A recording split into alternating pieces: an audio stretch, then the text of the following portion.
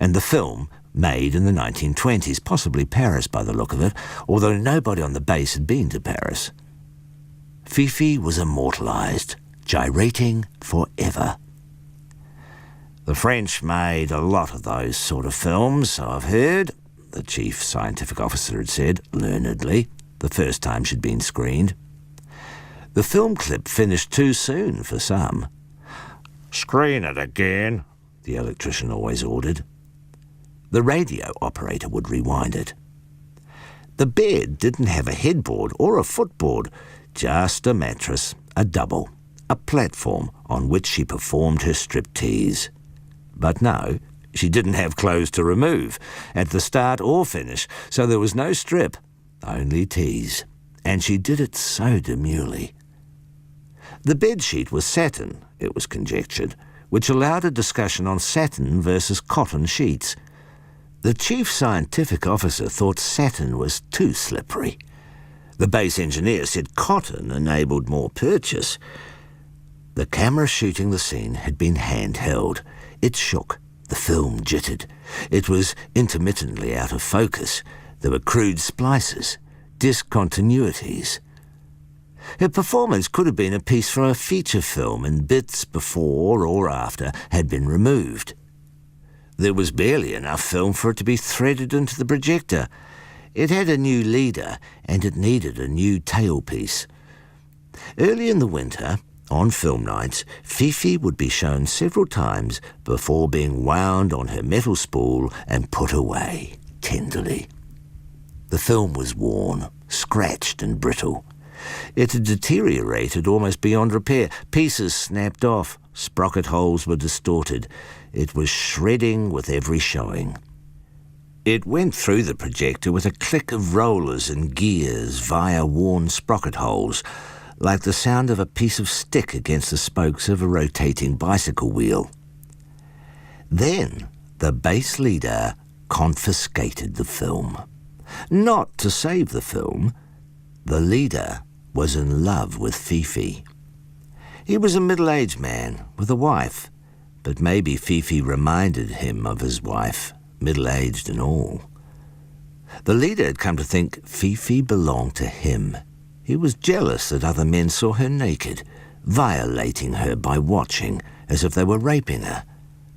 The leader declared it was not dignified. "You've seen her for the last time," he stated. The cook said the leader wasn't the guardian of their morals. The chief scientific officer asked if morals were involved. Then the radio operator said that Fifi wouldn't care because she was now a skeleton in a graveyard.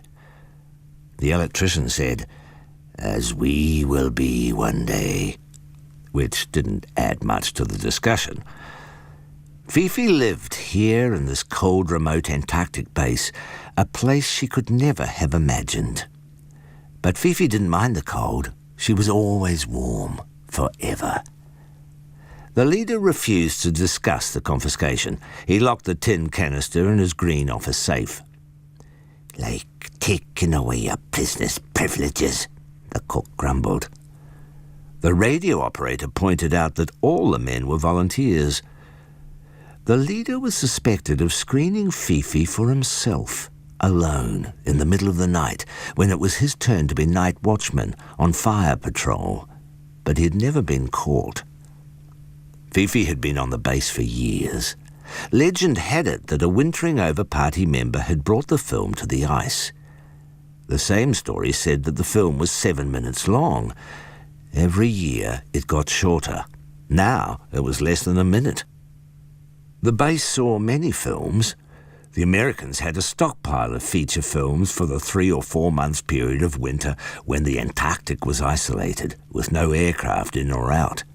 And the base people had free access to whatever they wanted to see. Last film night, it had been The Wild Bunch, always popular, and Thunderball with Sean Connery was always greeted with cheers. Most of the films available were not the most recent Hollywood releases, and sometimes not feature films. Amongst them were episodes of Star Trek and Mission Impossible, television series, and not always consecutive. All the films were in a circuit of United States military bases. The accompanying logbooks were stamped Pearl Harbor, San Diego, Saigon, warm places. But tonight was a special night. It was the midwinter celebration night, and Fifi was to be shown. There was a copy of the film Scott of the Antarctic permanently on the base, a 1948 melodrama starring John Mills as Robert Falcon Scott, the explorer. The leader, being an admirer of Scott, liked to see it every week. The rest of the base was sick of the sight of it. But the leader agreed to allow Fifi to be screened on this night if Scott followed. The midwinter dinner, a night of paper hats, roast turkey, jelly, trifle, wine and beer, was special. The projector had been cleaned and oiled to help the film loop through without breaking. Tonight's screening was very different to the others. Earlier in the winter, the men were silent. Fifi was familiar, more soothing than arousing. It could be a worship of a votive figure, the Virgin Mary, in disguise or without. Cigar and cigarette smoke drifted. Chairs scraped. The hut fabric creaked as it shifted in the wind.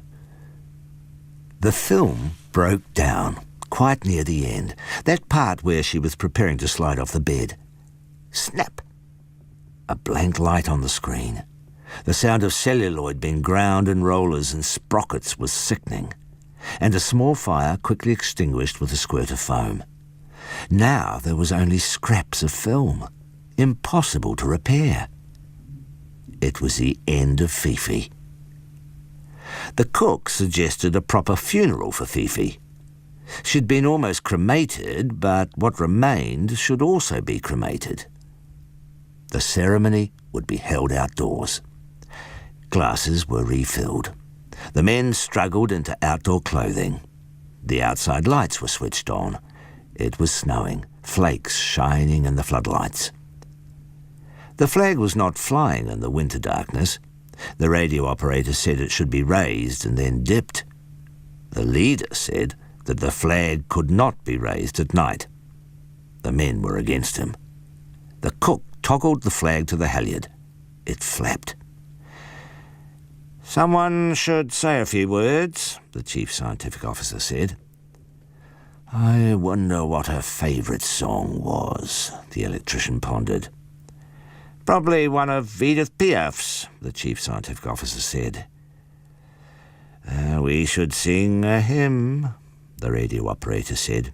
He started to sing, "Onward, Christian soldiers." The men joined in, hesitantly. It wasn't entirely appropriate, but it was the best they could do. The spool of film, so pitifully small, had been placed in a frying pan from the galley and sprinkled with petrol. It couldn't be ignited inside the base because it would be a fire danger. The radio operator lit a propane-fueled heating torch, aimed it into the pan. The film fizzled.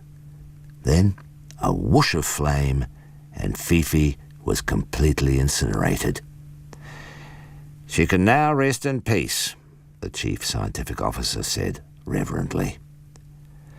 "We should say a prayer for the dead," the base engineer said. "We should erect a wooden cross," the CSO said.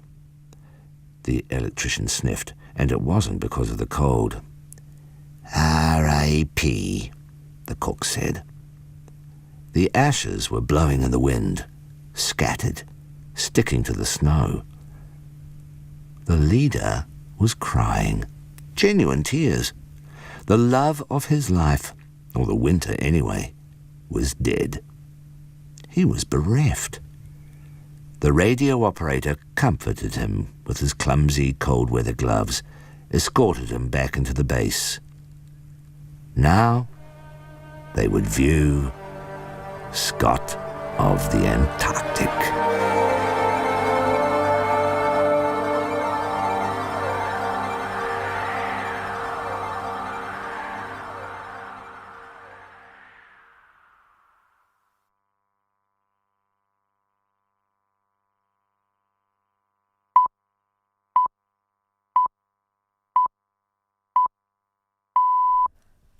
RNZ News at 11 o'clock. Good morning, I'm Nicola Wright.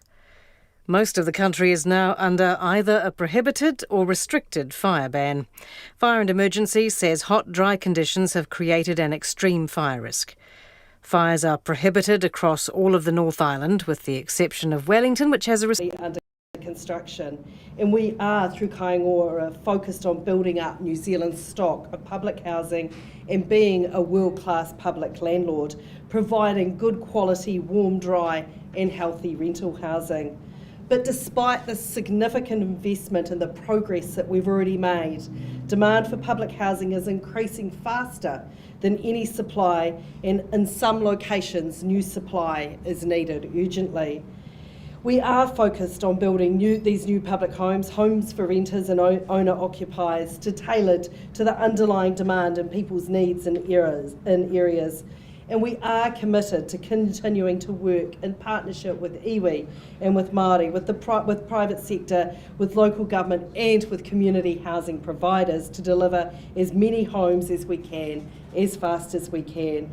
And I'd like to start with a huge thank you to the many people who are in this room today who I know have taken part in workshops that we've done around the country, including here in Auckland, around how it is that we address supply issue in homelessness, because increasing the supply of housing is critical to addressing homelessness. Whether it is public housing or transitional housing, we need more supply and we need it delivered at pace. So we are working urgently to increase the supply of transitional housing places. We have heard the calls for more short-term supply solutions to meet the immediate terms of those experiencing homelessness. The action plan has a focus on boosting the supply of transitional housing in the first instance to reduce the use of emergency accommodation such as motels. Motels are not a suitable environment for vulnerable families and individuals, and they are also not cost-effective. Bringing on new supply of transitional housing will allow some people with a housing need to directly enter transitional housing or to move on from motels. Transitional housing provides families and individuals with warm, dry, safe places to live where they are supported in finding longer-term accommodation. And service providers such as yourselves are absolutely critical to the support that is offered to people living in transitional housing with a range of social and tenancy-related services. So we are investing $175 million to support the delivery of this new urgent supply. That will be 1,000 new transitional homes by the end of the year. 63 are built and ready to be delivered and people to move into today. And we have more coming on stream in the coming month. We want to shift to more permanent housing options for people. While our focus is the immediate term, is to urgently increase our supply, we also need to be looking past temporary measures of providing an immediate crisis response to one that focus on providing those long-term sustainable options and homes for people. Permanent housing allows individuals and whānau with the stability and space to recover, improve their well-being and be part of their community. While sometimes this might start with a short-term place, permanent housing should be the aim instead of emergency or temporary accommodation. The Ministry of Housing and Urban Development will look at the options for converting some of this transitional housing and other short-term housing into permanent places with support. Some people will require ongoing support to maintain this stable housing and to cope with the challenges. So it is critical that people can continue to access that support where it is needed. And there is currently gaps in supporting housing provision, and the support provided by the current models cannot always adapt to a person's needs, and they change. The aims of this longer term work that we're putting in place will be to make sure people can access support for as long as they need it, and that the funding meets current and future demand. We're committed to ending homelessness, and supply is absolutely critical in achieving this. But as you all know very well, that it's not the only part, and my colleague, Minister Whāpoi, is going to talk more broadly about the action plan. Kia ora tātou.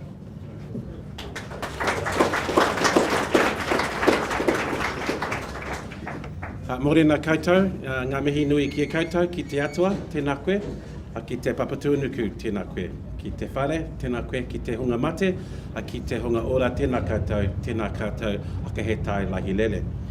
Can I join colleagues in acknowledging all our dignitaries here, of course our Prime Minister, the boss, colleagues, Phil Goff and the management team and staff especially of the Auckland City Mission. Thank you for the privilege of being here for your service, but also to talk a little bit about our homelessness action plan this morning. I also want to acknowledge the people who work day to day and thank them for the work that they're doing in the homelessness space. You're doing important work. We recognise the difference that you're making in people's lives, and we've managed to see some of that this morning with Chris, to this community and to New Zealand. An enhanced focus on prevention is at the heart of our homelessness action plan. As you know, homelessness is not inevitable, and the right support at the right time can prevent someone from becoming homeless or needing emergency housing. This action plan aims to fill the gaps in our prevention efforts, gaps which mean too many people are ending up in emergency housing or rough sleeping. We recognise that there are many points where people interact with government agencies or other organisations in their communities, and actions in this plan will help ensure that people are supported where needed at those points, and people transitioning from agency care at risk of homelessness receive the right support to the transition into housing.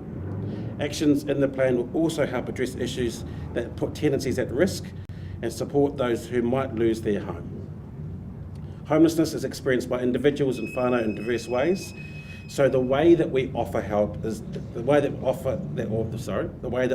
help is offered, and it's done with a deep understanding of these people, their whānau and community is extremely important. That is why the voice of the homeless and the experience has been such an important part of putting this plan together. That voice will help us keep delivering and keep our responses sharp. As homelessness is experienced in a number of different ways, it is essential that this support is culturally appropriate and tailored to the specific needs of people in whānau. A high proportion of those experiencing homelessness, as we know, are Māori and Pacific peoples, and we also know that older people, disabled people, and those younger people, especially the LGBTIQ+ youth, are also disproportionately represented. We will develop further responses for those at risk, and this includes working on earlier intervention and prevention measures to make sure housing needs are identified and that people get support earlier. We're also aware that different communities experience and respond to homelessness differently, and this means that local actions need to be responsive to local issues and needs, and we will respond to that too. Inside the action plan, the Sustaining Tenancies program is being expanded. Sustaining tenancies is a key part of our prevention response, and a further $25 million has been provided to expand this service. This prevention service funds community-based providers, as you all know, to support households who are in public and private housing to remain in their tenancy, and this helps them avoid the instability of insecure housing or homelessness.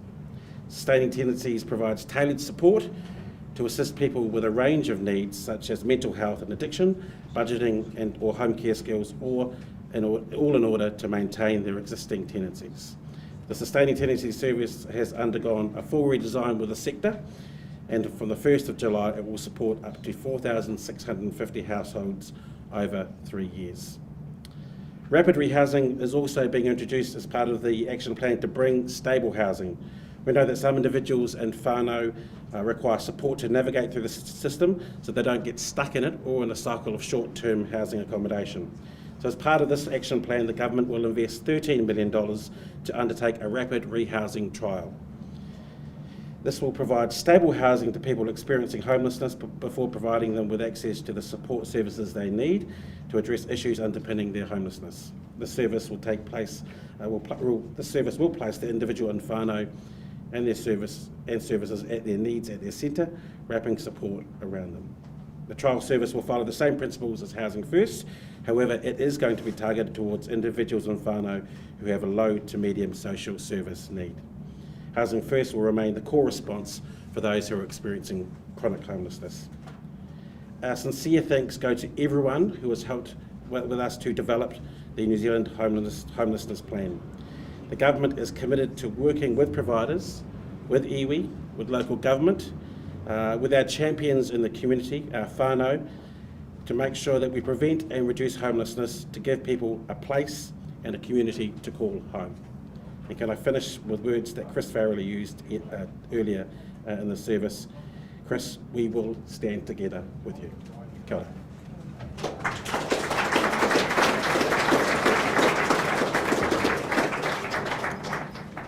So this now marks the beginning of the formal end of this process.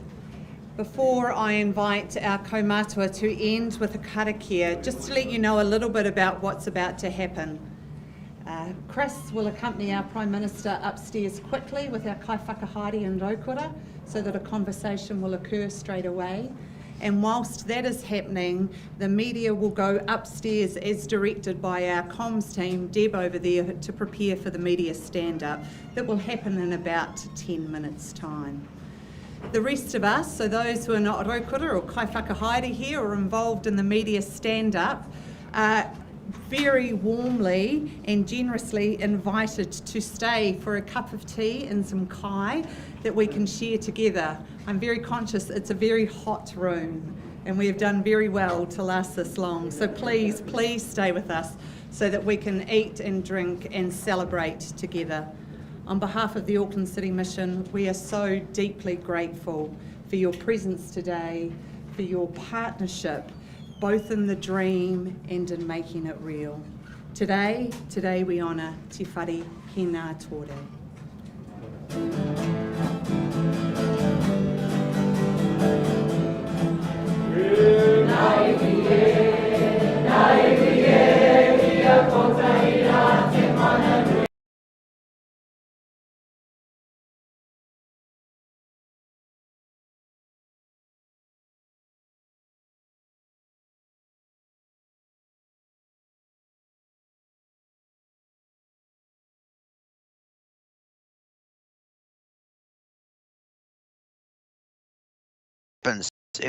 If you feel that your parent has gone and your family is gone as a child, and then suddenly you revisit them, say after a fortnight, there's a period of numbness where you sort of, well, I thought they were gone. You emotionally shut down. And same with the parent. They might have sort of just try and focus on living as best as they can for the fortnight and forgetting about the grief and sadness and moving on. And suddenly their child is again with them. And so for a while, for maybe half an hour, or maybe 2 hours, everybody's a little bit numb. They try, their brain is sort of waking up on, oh my goodness me, we are together again. And then what happens is that they might actually be sad. The children might be sad because they revisit the sadness of, why aren't we together? Or the parent might feel sad about, why do I have to kind of not see my children for a fortnight or something like that? And so that's the first phase. And then what happens, they recognize they're together again, and it's quite joyful, and people are happy. And often the access visits, then the weekend is a happy time. And they just feel, well, we're together again. Everything is normal. And so that goes on until the end of the visit looms. And then what happens is that people got to go again. The children got to leave again. And so they feel sad. They're leaving their parent and they go back to the other parent. They're happy to go back to the other parent, but they feel sad to a smaller or greater degree. Then what happens, the parent also feels sad because they think, well, here I am, I've got to say goodbye to my children again, when actually I would love to have them all day, every day. So the numbness, and then the sadness, and then the happiness, and then the sadness and anger, that can turn to anger. Anger is actually an energy which we use, which evolution has given us to try and change things. And so often the children are angry. Why can't mum and dad be together? Or the parent might be angry. Why did we have to go through this? And